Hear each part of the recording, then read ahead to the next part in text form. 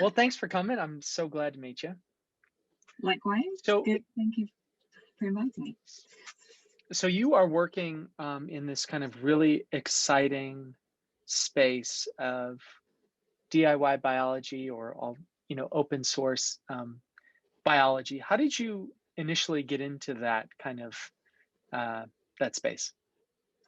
Well, I am a biologist, so my background Hmm. is zoology. And during my PhD, I was working on mosquito genetic control, so trying to reduce the number of mosquitoes in the world or reduce their capacity to carry diseases.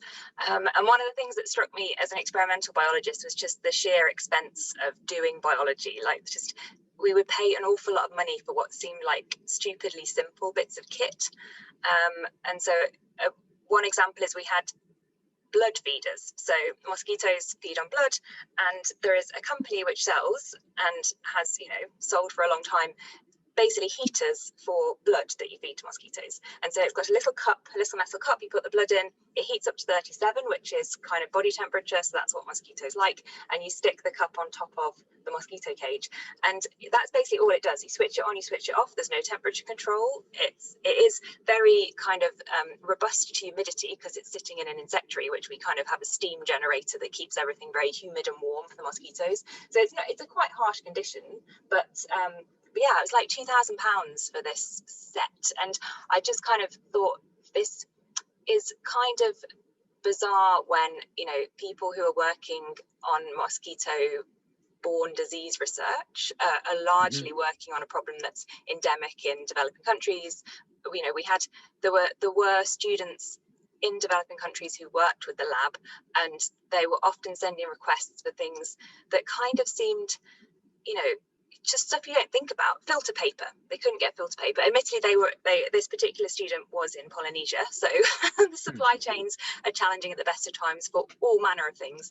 But yeah, it just kind of, so I had a pretty early introduction to the challenges that researchers operating in reasonably low resource areas of the world have to face on a daily basis.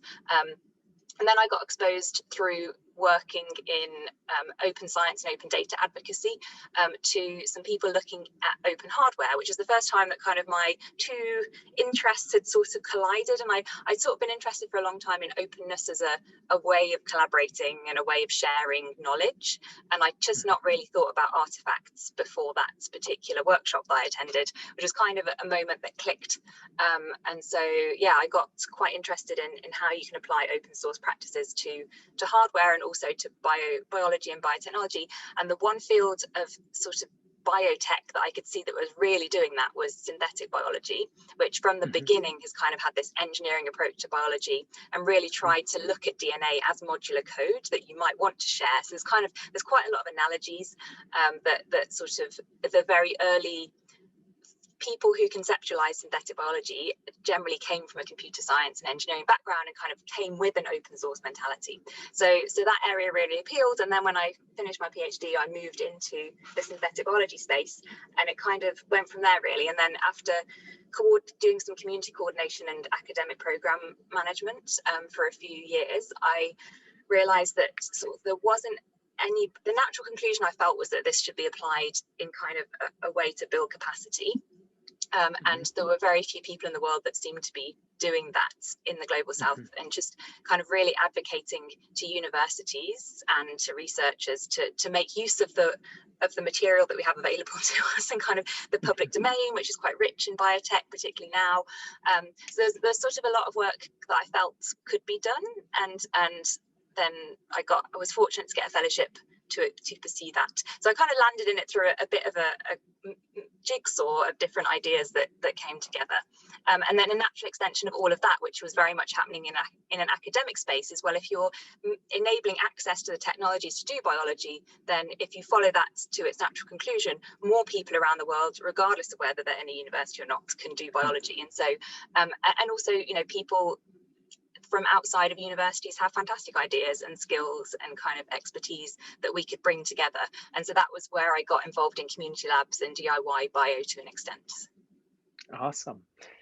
Well, that's the mark of a great scientist, is someone who drifts towards the most interesting problems. And I think identifying this tool and technology bottleneck um, is really important. So good on you for doing that. So what year was that, would you say? Which year did you go to that initial open hardware meeting? It would have been 2012, I think. I mean, so it wasn't my first exposure to open hardware. I'd been to Hmm. several open science events before where the idea of open design and open hardware had been discussed, but always in the Hmm. context of kind of the maker movement and, Hmm. you know, and that it wasn't, I didn't feel the connection to my work. And then it was really Hmm. only when people started talking in my sort of vicinity about Hmm. applying that to scientific equipment that it clicked. So I know, I mean, the open hardware space goes back many more years, but Hmm. yeah, that was really my kind of major introduction. Interesting. Yeah. Cause so my own story was I was in 2010 and 2011, we started building open source underwater robots, mostly for our own curiosity. We weren't professional marine biologists or anything like that. And found a really excited and enthusiastic um, community in the maker world, but also in the scientific community, which was really exciting. And you know, that was also the time some friends of mine were starting BioCurious, which was one of the Mm-hmm. first DIY biolabs in Silicon Valley. And so I was spending time with them and helped them with their Kickstarter project. And it was a really heady time. You know, there was a lot of optimism and excitement about this. And, you know, here we are almost a decade later. And it's interesting because I think it's been both a little bit underwhelming from that initial optimism, but also I think really important in Mm-hmm. surprising ways. And um, I think your work in has kind of picked up some of those initial ideas and taken them a lot further uh, than we initially thought. So it's cool to see. My question for you is over those past 10 years or so, um, what has uh, what has surprised you both positively and negatively? What has gone well, and what has been slower than you thought? That's a good question. So I think what has gone well is the enabling technology that's allowing all of this to happen, like the advances in DNA synthesis, because we work a lot with DNA, so that, you know, the advances in sequencing and synthesis mean you can read and write with DNA kind of, I Mhm. mean, it's magical, even compared to when I did my PhD, which is not that long ago. Kind of the idea of just sending off a DNA sequence and receiving that full DNA sequence back a few days later for $100 was just not imaginable at that time to me. I'm sure some Mhm. forward thinkers saw it coming, but that's pretty incredible. And you know, that sort of technology is becoming more accessible. I think that's, you know, something we're never going to see probably fully decentralized, but there's a load of really interesting work on kind of what happens if you can make DNA anywhere. So that's really interesting. And there's this kind of, I think also that the sort of 3D printing phenomenon has really opened up people's minds around distributed manufacturing and additive manufacturing, and how you, and I kind of always come back to this idea of like, how do you apply some of those principles of the early open source 3D printers into biology? Like, you know, the RepRap, for example, was an amazingly Mhm. popular project, and kind of looked at, you know, how do you get a printer that builds other printers? And so Mhm. a lot of that philosophy is kind of fed into my work, which is what happens if you train people using particular biological techniques to make the tools that they need to do those biological techniques? Can they then kind of like propagate that? And so I think this kind of this convergence of digital and physical, like how do you translate digital information into a physical manifestation, has sort of Mhm. really played out in 3D printing. And I think we're kind of getting there with biology now. There's some really Mhm. interesting things around that, and how you share both the data is becoming easier, but actually one of the challenges that we face in biology is sharing the DNA itself, and kind of some of the encumbrances around that, like people sharing it but not for commercial purposes. There's a whole, but so on the positive side, the technology is really kind of racing ahead. I think on Mhm. the on the slower side is the social adoption, and particularly in academia, Mhm. of, you know, some of these models. I mean, it's still I'm fortunate at the university that I'm at here in Cambridge, and also because of my funder, that I'm free to do a lot of sort of open source work and make that available to everybody. But it is a little frustrating that a lot of the colleagues that I work with who want to share their work and kind of make things really available for other researchers are still held back by university policies that don't really see open source sharing as the way to go and as beneficial to them. And unfortunately, that attitude is is very prevalent, particularly in the US, where they kind of have a legal structure and technology transfer offices that sort of embed it a bit institutionally.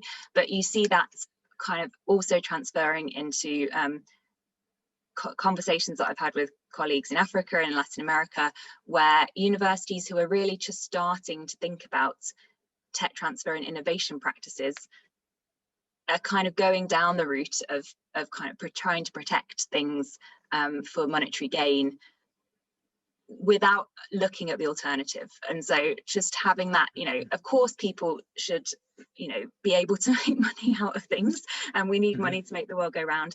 And there is still this, I think that's one of the things that I feel like hasn't sort of progressed as quickly as I'd like, is sort of openness being on the table for consideration and really being thought about as a viable alternative, and sort of exploring the nuances of why it might be a good idea, particularly through university tech transfer, because that's really kind of the universities are where I live, so that's where I sort of concentrate a lot of my efforts. So I'm kind of sad that that conversation hasn't progressed more.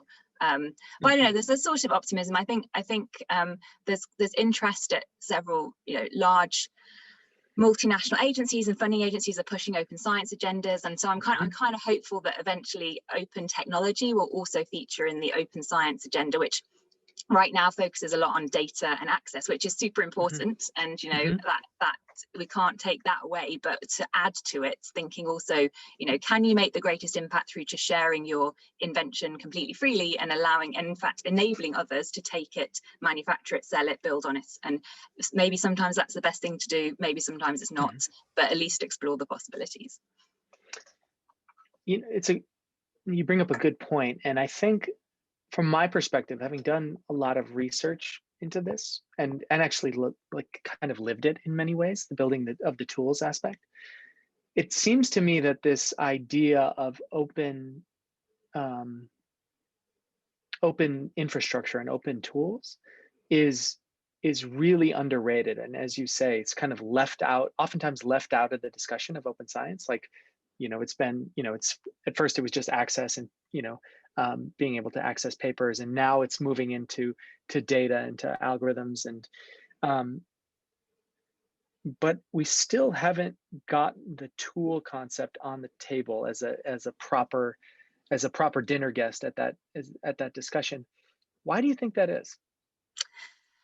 I think partly because the conversations around those tables are led by policymakers who, well, firstly, are often located in places where tools are not a primary kind of barrier to doing science, which, if there's no imperative, then it kind of doesn't come up. And I think partly also there's a disconnect between the sort of the practical realities of doing science that bench experimental scientists in all disciplines experience, and the kind of level of discussion that's happening. And you kind of I know you end up sort of going between these two extremes of kind of, I need this tiny bit of equipment and that's what I need to sort out right now, versus, and how do we solve the sort of, how do we build R&D capacity for this entire country? Like it's kind of tough to bridge that gap. I feel like there's a two-way challenge, in that the people who are around the table discussing the policies may have had in the past a kind of have had a lived experience of being hands-on, but not necessarily anymore, and certainly may not kind of appreciate the sort of the challenges that currently exist. And sort of vice versa, a lot of the policies that are put out don't really address that challenge, and so you kind of end up in a bit of a stalemate And as I say, that completely is exemplified in resource constrained environments where, you know, any kind of, you know, I get annoyed when a piece of scientific equipment is a bit too expensive, and you know, my lab certainly builds our own stuff if we feel the need to, but we're also in a very privileged position where we can get deliveries quickly, you know, we can get hold of things, you know, we have a fairly abundant funding environment compared to many others, and so if you translate that into colleagues in Africa and Latin America, for example, I did a whole bunch of interviews in the first year of my fellowship trying to explore how that impacts their way of doing science, this sort of inability to get stuff easily. And it's really challenging. It sort of changes your planning process, your kind of what research you not only what research you do, but I guess what research you can sort of aspire to do, because you're kind of, you know, trying to be realistic about what's accomplished, and often it's not a case of funding, although people typically do pay more outside of Europe and North America and some parts of Asia for research reagents and tools, but it's also the timing. Like, if stuff takes 2 months to arrive to you, the spontaneity and innovative kind of thinking, I mean, I guess you probably experienced this when you were building the underwater robots. I mean, you have something doesn't work, and then you have you want to do an incremental change, or something doesn't work, and suddenly you've got like a paradigm shift. I can do this thing now, maybe we'll try that completely different direction. You place your orders, and then, you know, within a week you've probably got most of the things that you need to do that. If you're in a context where you place your orders and you're waiting 2 to 3 months, I mean, like, the kind of iteration time for innovation is very, very slow.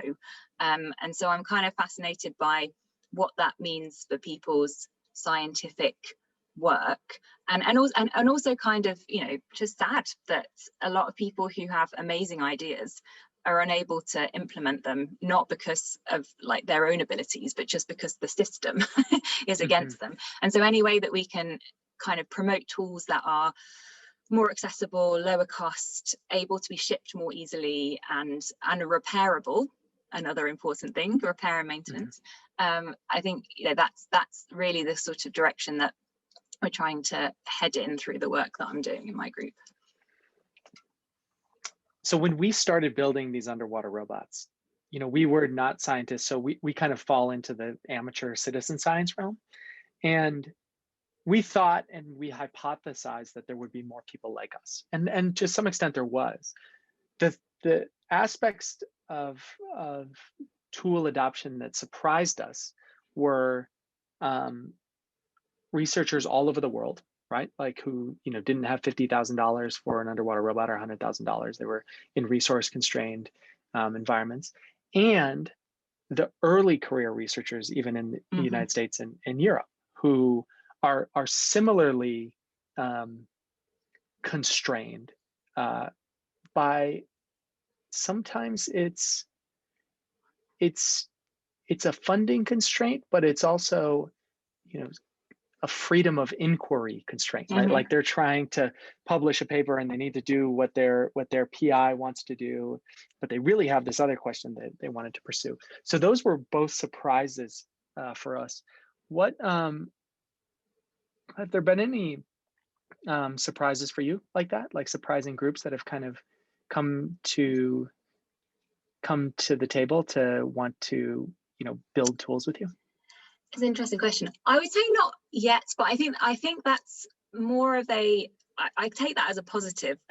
that so you got the market we right. did quite a good job at sort of talking to people and really figuring out what people wanted. I mean, for sure, like, the whole point of making stuff open is that we want people to do stuff with it that we would never have imagined. And so I really hope that we do get really surprised. I think it's early days as well. So we've the primary kind of goal of my group over the last couple of years has been building out this open source DNA collection, and we really only got that out of the door. Well, I say we've been collaborating with the University of Stanford and the Free Genes program. So they got it out the door last year in terms of distribution.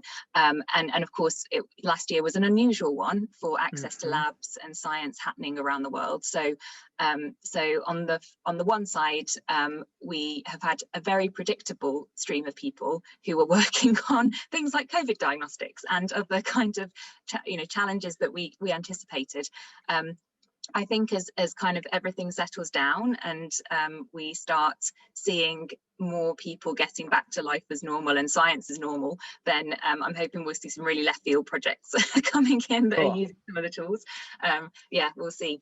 But I do see it as a positive that we really kind of reached out and we had a very targeted group in mind. And it's interesting what you raised about, like, I use the phrase resource constraint quite a lot, because I recognize that, like, although a lot of our work is collaborating with developing countries, low middle income countries, that there are a whole raft of people in otherwise quite kind of who might otherwise be in a well-resourced environment from a geographical perspective, but like you say, you're an early career researcher, you're an independent researcher, you are based in a makerspace, you're outside of an institution that can sort of support infrastructure.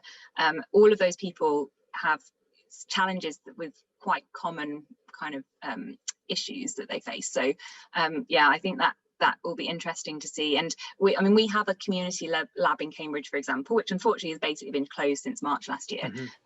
And so I'm really keen to kind of get the collections into that and see what people do with it, because we're very fortunate here to be in quite a life sciences biotech kind of city. And so I really like figuring out what people are doing locally, as well as, you know, all of our international collaborations as well. I know, I think that's so cool. I was going to commend you for that, because you're, you know, at one level you're working on this higher kind of global level, is trying to build the tools and set the policy and advance the discussion, but then you're also, you know, eating your own dog food, and that you're, you know, you have your own community biospace that you're actually kind of living the problems and kind of, you know, and again, tasting it on a local level. Yeah, precisely. Well, we're very excited because we just merged with our local makerspace, although we're not sort of legally merged, but we're starting to operate as one entity, and we're aiming to co-locate, which will be amazing, because, you know, we really we set up, it's quite a small lab that we have, and we're really struggling for room for the hardware work. So yeah, so there's a future that we can see where it could be really nice and impactful. And the place, we always knew it was going to be constrained, and it's sort of, we set it up as a pilot just to see how things went and who came and who stayed, and I think we've sort of got enough of a feel now that we can try and do something a little bit bigger. So I mean, I visited BioCurious in at least 2 locations of the several locations that they've ended up going, and it's been really interesting to see their journey. So I guess you saw at the very start, and you know, kind of they've really found the markets and kind of got some amazing community projects going, and really active in education. So yeah, I think just having that space to tinker around and do stuff is really, it's valuable. Yeah, definitely. Okay, can you walk me through your vision for the future? And that could be the Open Bioeconomy Lab, or it could be this kind of broader community biospace in 10 years. What have we achieved? What does this look like? What is what's the life of and career path for an early career researcher who's wandering through this world? Yeah, I think I'll talk to the Open Bioeconomy Lab, and then because I think it kind of has a natural conclusion in a sense with more community labs. So yeah, the vision in 10 years is that around the world, if you're a molecular biologist in a lab, then, you know, a good proportion of your reagents are coming to you quickly and affordably in a sustainable and environmentally friendly manner, and ideally promoting a kind of local market of manufacturing and kind of providers, which is the total opposite of what we see now, which is that most stuff is imported at great cost in a great length of time for shipping, and really constrains innovation. So I think in 10 years it would be amazing if the sort of model that we've been trying to set up in Cameroon and elsewhere to kind of catalyze local production of these core reagents. We're never going to do everything. I mean, you know, people in labs need a lot of stuff. It's like a whole laundry list. Some of it's always going to be specialized in. There's that one company in kind of the north of Canada that's been making this thing for 50 years, and it's the only place. But to really sort of take the staples, and particularly the biological staples, biology is inherently self-replicating. So in theory, once you've got a biological organism that produces something, you can just keep producing that thing for as long as you can sustain it.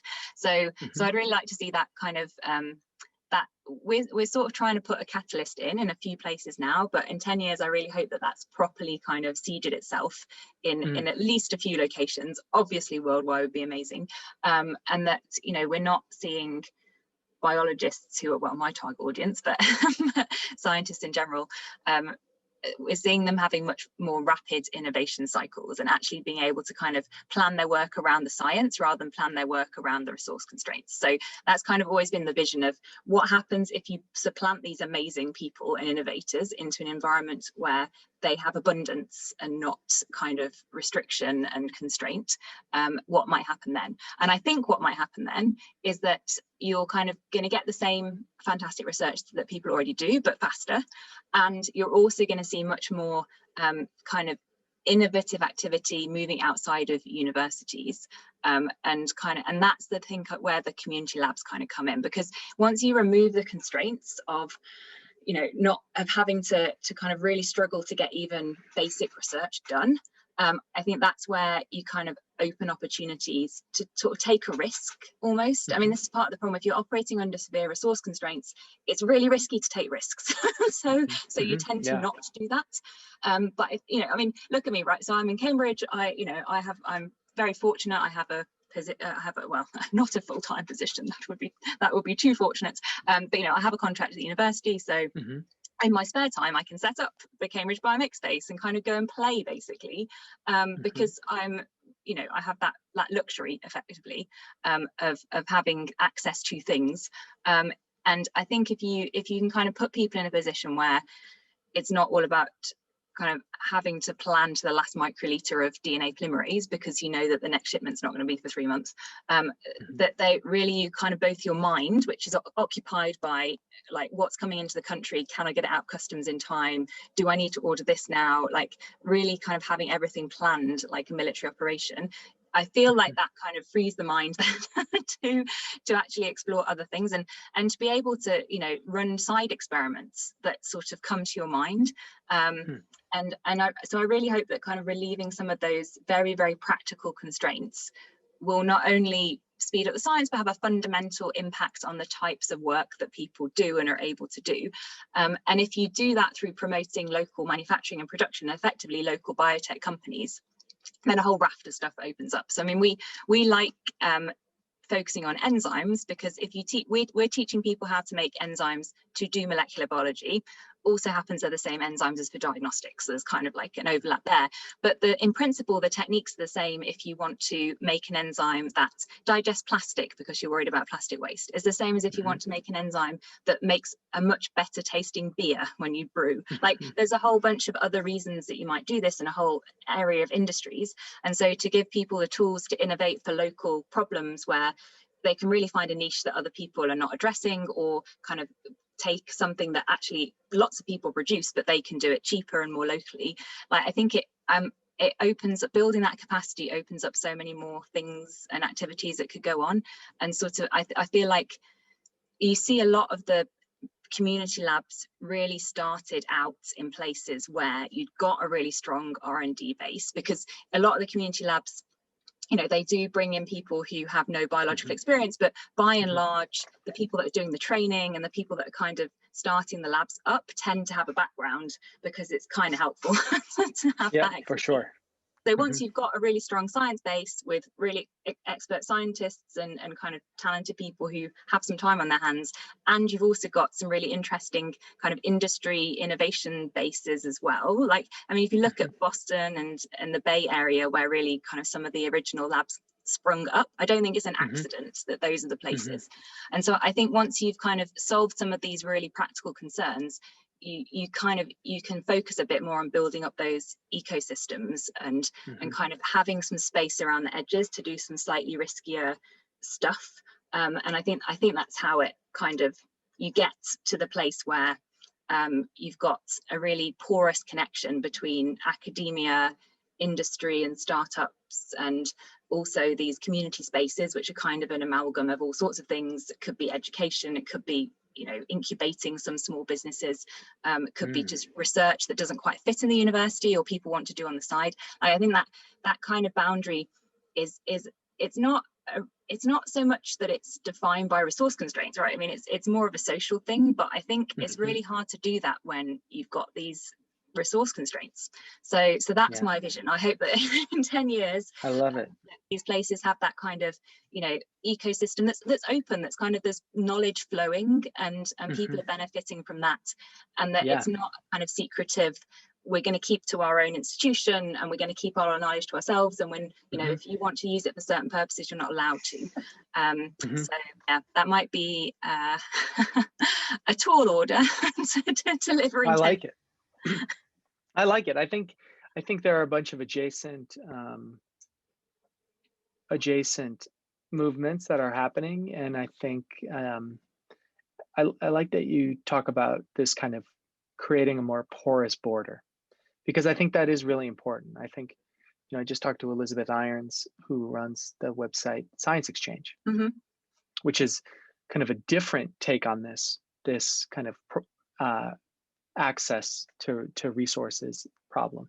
And I think they actually work hand in hand. But we were talking about that because she's been such a pioneer of, moving out of science and becoming a startup entrepreneur. And I asked her if that door goes both ways, and she thought it does. It's uncommon, but it does, and that it will be more of a porous boundary in the future. And I think that's really an important and exciting idea, because I think that gets more scientists off the paper publishing treadmill, right? Of thinking that all that matters is that I get published and promoted, and having to be able to think along the innovation spectrum from basic research all the way to applied research to commercialization, and understand and the open source infrastructure that can accelerate all of that, is a really healthy perspective. It really kind of gives you a better sense of where the true bottlenecks are, which is something you've done a good job focusing on.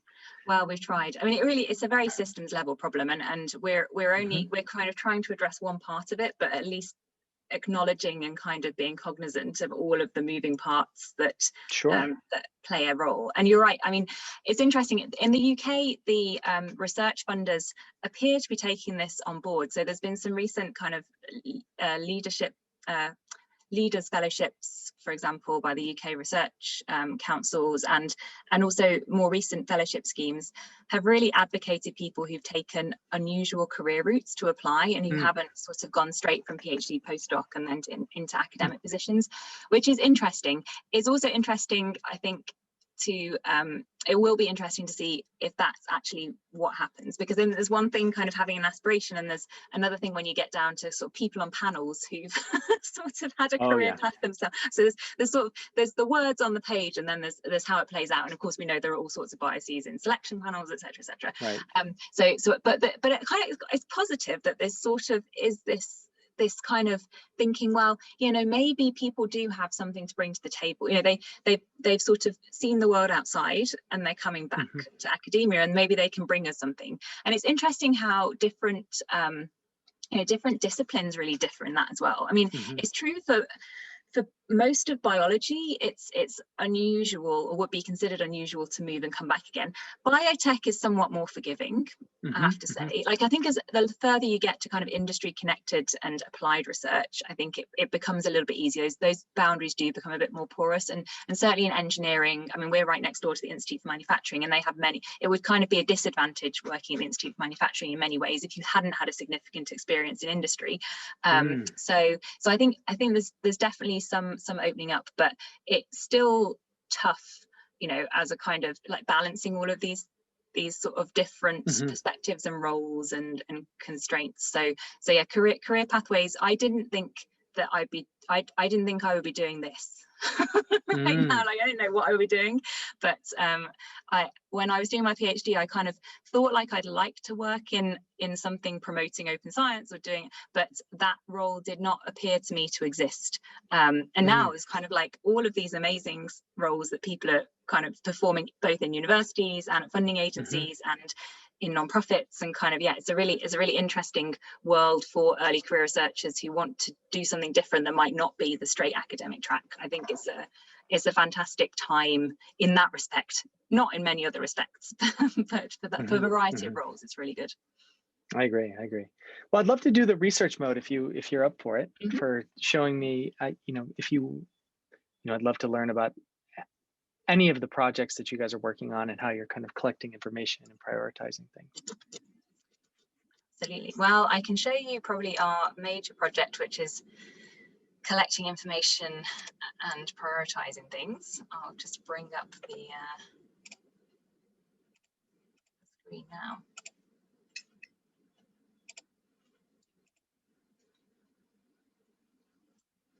See if I can put now. I'm taking a risk here because I usually find if I go into full screen mode in Chrome, I can't get back out of it, but fingers no crossed. problem. So, cool. So yeah, the Open Enzyme collection was one of the, I guess, core pillars of the work that my research group has been doing over the last couple of years. And it's not just enzymes, but it's basically a set of DNA that you can use to build an expression system for enzymes. So putting together the DNA that codes for the enzyme, which by enzyme it's just a specialist form of protein that kind of does stuff, converts one form of chemical into another form of chemical, or adjusts DNA, or kind of, all sorts of applications. But in addition to that, you also need basically stuff that regulates how much the protein is produced and when it's produced, which is also encoded in the DNA. You might also want to see when the protein is produced. So you might want to tag it with another protein that has a color or a fluorescent kind of signal that you can detect. So we've basically tried to include all of these in one, well, it's actually several collections, but in summary, you can kind of guess it. And we have part 1 here, part 2, and then the Open Reporter collection is solely things that you can see. So colored chromoproteins, fluorescent proteins, enzymes that produce color as well. And we recently did a specialist collection, which included some extra parts for people who are doing research into diagnostics. So it's a subset of the enzymes and kind of other bits of DNA that might be used, obviously motivated by the challenges of COVID. But that's been, and so this can now be obtained for free, completely for free. So no money exchanges hands via Free Genes. So you can click through here and actually go shopping. Ta-da! So there's a whole catalogue, and here you find ours. And as you can see, $0 for these. So you can go and buy any, well, you can get any of these shipped to you. They'll come as bacteria containing the DNA. It will be shipped to places that kind of are able to receive genetically modified organisms. So unfortunately, or fortunately, depending on a particular view, it doesn't go to just anyone. So obviously biosafety reasons why that's the case. But yeah, it basically gets shipped out to universities, but also companies. So the key thing about this is we screened all of these enzymes to make sure that they were not patented and could be freely distributed. And moreover, the collection itself is under what's called an open MTA. So in biology, when you receive materials from an institution, it comes with a material transfer agreement, which is a contract. And unfortunately, most of them say you can't do a whole bunch of stuff with it. Like you can't use it for commercial purposes, you can't redistribute it, so you can't then send it to someone else. Obviously, this is kind of anti everything that we stand for in open source. So Linda Kale, who's a patent attorney based in the US and was working for the BioBricks Foundation at the time, came up with the Open MTA, which now comes with all of these. And so you'll see here, the recipient may distribute the material, and it does not need consent from the provider. So basically go ahead and do what you want. You don't have to acknowledge us. You do have to abide by the law, and you can basically kind of pass it on and use it for however you want to use it, including for commercial use. And so this is really, it sounds simple, but this legal tool didn't really exist before, and it's been adopted since in AdGene, which is a massive non-profit DNA repository. So they've been distributing a lot of their COVID collections under the open MTA, which means that, of course, they're accessible to small companies or businesses that are doing valuable research as well, not just academic researchers. And so that was really important to us. And yeah, we have these in our labs, in our freezers, and quite a bit of the work at the moment is really to test them out and get protocols that work to produce these enzymes at low cost, for which we collaborate extensively with a team in Cameroon very directly. And we have projects ongoing in Ghana and in Ethiopia as well, and also amazing collaborators in Latin America and elsewhere. So I'll try and go back. This is what I mean about getting stuck in full screen. So I might not actually be able to, but let's find out if I can. Yes, there we go. That's good, because normally I forget which key it is. So if we go back to the open enzyme collection, you mentioned about gathering information. So unfortunately right now, these are in Google Docs. We are working on getting them into a proper database format. If anybody listening has an interest in doing this, do get in touch. But at the moment, we basically link to these Google spreadsheets, which we put together. So you can see there's 23 synthesized open enzymes, 2 are not yet synthesized. And then if you click through, you can find information on all of the polymerases, like this one. Never had a patent, it's that old. This was back in, so some of these, the wild type sequences never claimed a patent. I mean, some of these very early enzymes were kind of before the trend for patenting, and so they never got on it. So but yeah, we put in here like why you might use it, what the original paper that published it was. Obviously here there isn't any patent, but where there is a patent, we'll put the expiry date and some information about that. And then if you scroll across, you can find the protein sequence, the DNA sequence in our bench link, and then any notes that we've added at the end. So yeah, this has been, we now have, well, you saw the numbers. So we've got 84 enzymes, 45 reporters, and there are DNA parts now. We just haven't updated since the research and diagnostics collection went live. So how many people are doing the research on that? So it's actually been led by Chiara Gandini, who's a postdoc with me. So she's pretty much spent the last 2 years really putting this collection together with support from others as well. But yeah, effectively one person with some backup. Wow. Great. And yeah, we're quite a small team here in Cambridge, and now we're working on reassembling the DNA. So we're very excited to have our own open source robot with our Opentrons is in the lab. And unfortunately, I don't have a video of it working, but I know Nico, our senior research technician, actually put a video out on our Twitter the other day of the robot in action doing some assemblies. So we do try and use where we can open source tools, and we're really interested in getting these techniques kind of rapid and automated, and also scaling that out. So we have a collaboration with colleagues in Ethiopia at the moment. Oh, here we go. Now I can show you the robot in action. Here he is, or she. We haven't named the robot yet. So we're planning on a competition. So this is. Oh, this is actually from a while ago, actually. I think this must be pinned at the top of our page. So the robot arrived. I was so excited to get the robots. And it arrived approximately 1 week before the UK went into total lockdown last year. So as it hadn't been in the lab yet, and therefore was completely biologically uncontaminated, Nico took it home for lockdown. So, oh, wow. So the robot spent, in the end, was over 5 months on Nico's kitchen table. I mean, we weren't sure whether that was going to be for a few weeks, or, you know, we thought we were back in the lab anytime. But it meant she'd also only started her job just before lockdown, so she was at least able to use the robot. And I think this is here it is. Now it's doing some more sophisticated stuff. This is back in the lab, and this is assembling some DNA. So at the back there is an automatic thermal cycler which amplifies up DNA, and you can see it kind of picking up from the different tubes and taking it over. So we have we've mirrored the setup, or at least a partial version of the setup, with our collaborators in Ethiopia at the moment, and Nico's collaborating with them to use the robot at the moment it's a COVID related project, but eventually we're hoping that they can also use it as a kind of mini foundry for building up DNA and doing some interesting work over there.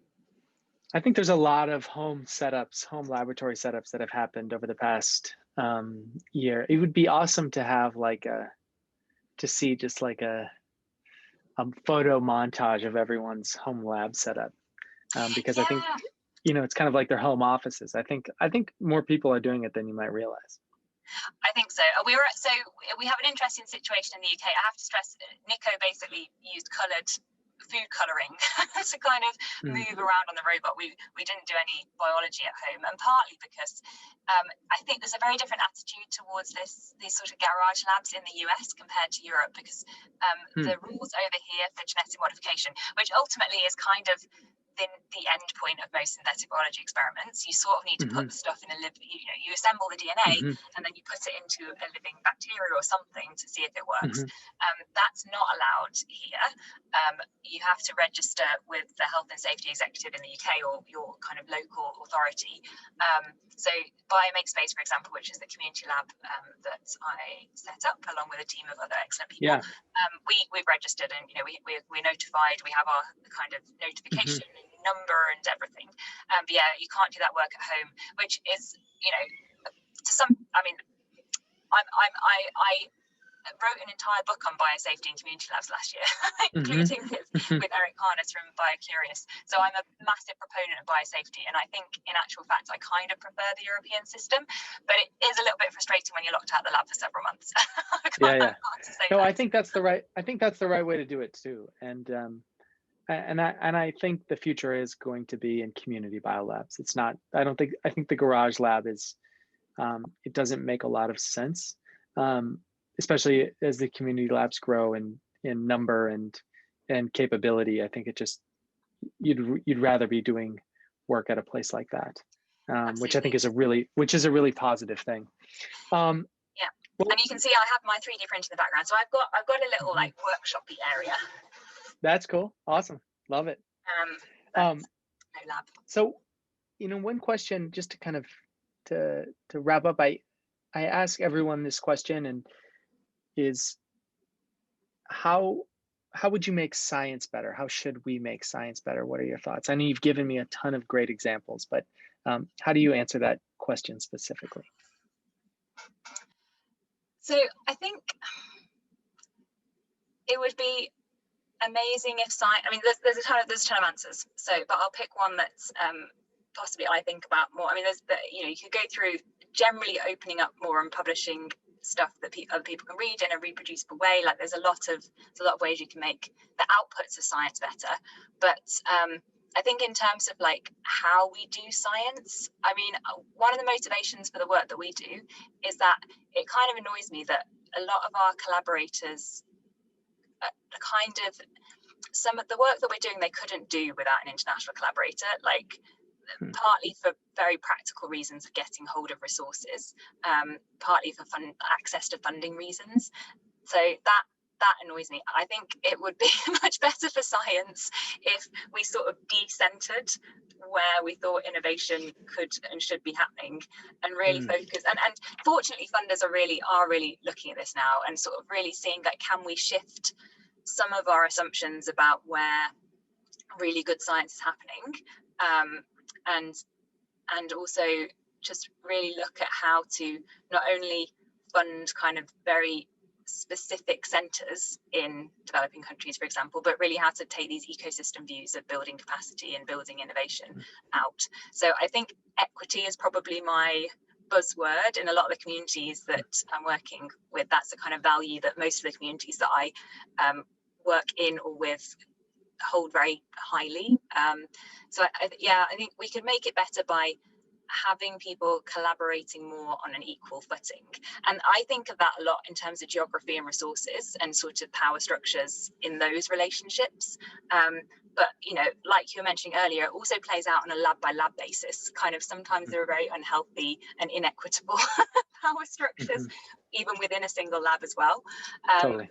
So I think just to kind of, centering that and sort of seeing, I think it's interesting because I do a lot of interdisciplinary work too. And that's quite, that's really interesting, because if you're working often with colleagues who kind of, you're the person in the group who knows a lot about something. It's very rarely me, but but if you're one of those people who you're quite senior in or you know your subject, you're a real expert, as many of us are in certain areas. If you're always talking to people who are in that space, you kind of you don't get exposed, I think, so often to that feeling of just knowing nothing. Whereas if you work in quite an interdisciplinary area, you're constantly being bombarded with jargon and kind of information that you struggle to compute, and so it kind of forces you, I think, to take a very well, it forces you in one of two directions. You either turn that interdisciplinary relationship into something that isn't really interdisciplinary, but it's just kind of two people doing their thing and not really kind of passing information back and forward,